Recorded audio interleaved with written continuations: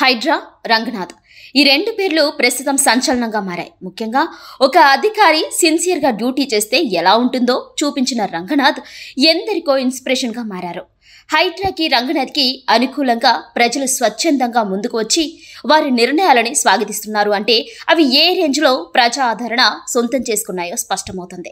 ఈ నేపథ్యంలో హైడ్రా ద్వారా హైదరాబాద్ పరిసర ప్రాంతాల్లో చెరువుల పునరుద్ధరణకు కృషి చేస్తూ డ్యూటీ పట్ల నిబద్ధతతో ముందుకు సాగుతున్న రంగనాథ్ నేపథ్యం, ఆయన పనితీరు గురించి మరిన్ని విషయాలను ఈ వీడియోలో మనం తెలుసుకుందాం. చెరువుల కబ్జాదారుల గుండెల్లో వణుకు పుట్టిస్తూ అక్రమార్కుల ఆగడాలకు అడ్డకట్ట వేస్తూ వ్యవస్థలో ఒక అధికారి సక్రమంగా పనిచేస్తే ఎలా ఉంటుందో చాటి చెబుతూ రాష్ట్రంలో ఎన్నో సంచలనమైన కేసులను టేకప్ చేసి తనకంటూ ఓ ప్రత్యేకమైన గుర్తింపును సొంతం చేసుకున్న ఏవి రంగనాథ్ 1970 అక్టోబర్ 22వ తేదీన ఉమ్మడి నల్గొండ జిల్లాలోని సుబ్బయ్య, విజయలక్ష్మి దంపతులకు జన్మించారు.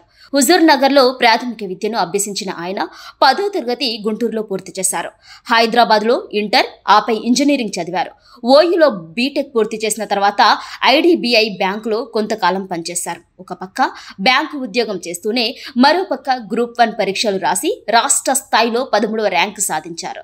పోలీస్ కావాలన్న తన ఆకాంక్షతో తగ్గట్టుగా డిఎస్పీ ఆప్షన్ తీసుకున్నారు. 1996 బ్యాచ్లో డిఎస్పీగా బాధ్యతలు స్వీకరించారు. ఆ తర్వాత 2000 సంవత్సరంలో గ్రేహౌండ్స్ అసాల్ట్ కమాండర్గా నియమితులయ్యారు. కొత్తగూడెం డిఎస్పీగా ట్రాన్స్ఫర్ అయిన రంగనాథ్ 2003 వరకు అక్కడే పనిచేసి ఆ తర్వాత వరంగల్ జిల్లా నర్సంపేటకు బదిలీ అయ్యారు. 2004 ఎన్నికల వేళ ప్రకాశం జిల్లా మార్కాపురంలో పనిచేశారు.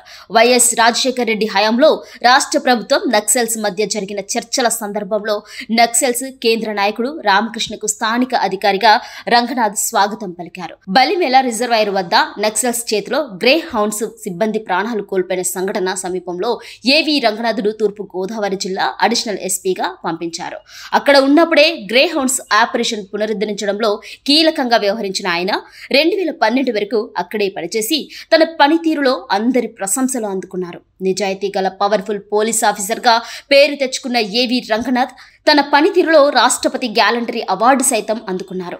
2014 వరకు ఖమ్మం ఎస్పీగా పనిచేసిన ఆయన అక్కడ నుంచి నల్గొండకు ట్రాన్స్ఫర్ అయ్యారు. అక్కడ సుమారు 4 ఏళ్లు పనిచేసి తనదైన మార్కు చూపించారు. రాష్ట్ర వ్యాప్తంగా సంచలనం సృష్టించిన ఆయేషా మీరా హత్య కేసు, నల్గొండ జిల్లాలో అమృత ప్రణయ్ కేసుల్లోనూ ఏవి రంగనాథ్ తన సత్తా చూపించారు.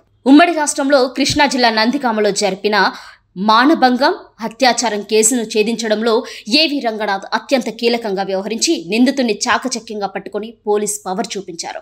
అలాంటి అధికారిని తీసుకుని వచ్చి తెలంగాణ సీఎం రేవంత్ రెడ్డి హైడ్రాకి కమిషనర్గా నియమించింది. ఆయన బాధ్యతలు చేపట్టగానే హైడ్రా తన పని మొదలుపెట్టింది. దీనితో గత కొన్ని రోజులుగా నగరంలో Hyderabad disaster response assets protection agency HYDRAA సంచలనం సృష్టిస్తోంది. జిహెచ్ఎంసీ పరిధిలో ఉన్న అక్రమ కట్టడాలను నోటీసులు ఇచ్చి మరీ కూల్చివేస్తోంది. టాలీవుడ్ హీరో అక్కినేని నాగార్జునకు చెందిన ఎన్ కన్వెన్షన్ సెంటర్ ను సైతం నీలమట్టం చేసింది. ఏవి రంగనాథ్ సారథ్యంలో హైడ్రా అధికారులు హైదరాబాద్ లో అక్రమార్కుల గుండెల్లో రైళ్లు పరిగెత్తేలా చేస్తున్నారు. ఏవి రంగనాథ్ నేతృత్వంలో హైడ్రా అధికారులు అత్యాధునిక టెక్నాలజీ మిషన్లతో భారీ భవనాలను గంటల వ్యవధిలోనే నీలమట్టం చేస్తున్నారు. ఉమ్మడి ఆంధ్రప్రదేశ్తో పాటు తెలంగాణ రాష్ట్ర ఏర్పాటు తర్వాత భూముల ఆక్రమణ కొనసాగింది. చెరువులు, కాలువల కబ్జా కారణంగానే మంచి డ్రైనేజీ వ్యవస్థ కలిగిన హైదరాబాద్ చినుకు పడితే వణికిపోయే పరిస్థితికి వచ్చింది. ఈ క్రమంలోనే ముఖ్యమంత్రి రేవంత్ రెడ్డి హైడ్రాని తీసుకుని వచ్చారు. హైదరాబాద్తో పాటు చుట్టుపక్కల ప్రాంతాల్లో చెరువులు, పార్కులు, ప్రభుత్వ స్థలాల అక్రమాలను అడ్డుకోవడమే హైడ్రా పని.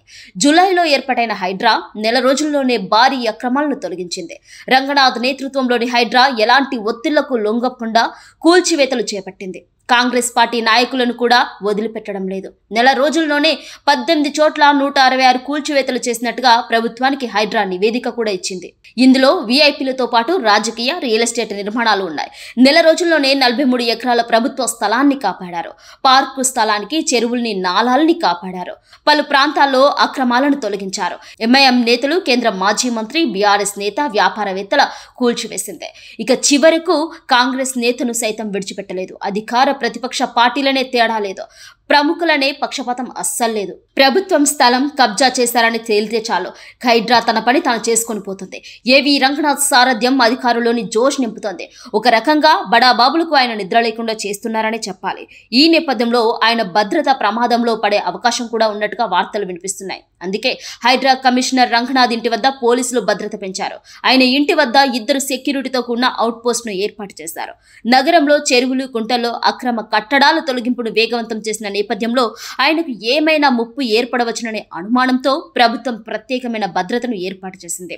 బడా రాజకీయ నాయకులకు చెందిన అక్రమ నిర్మాణాలను తొలగించే అవకాశం ఉన్న నేపథ్యంలో ప్రభుత్వం రంగనాథ్ భద్రత పెంచినట్లు తెలుస్తోంది. ఇప్పటికే సంచలనంగా మారిన ఏవీ రంగనాథ్ మున్ముందు మరిన్ని సంచలనాలు సృష్టిస్తారో ఇక చూడాలి మరి.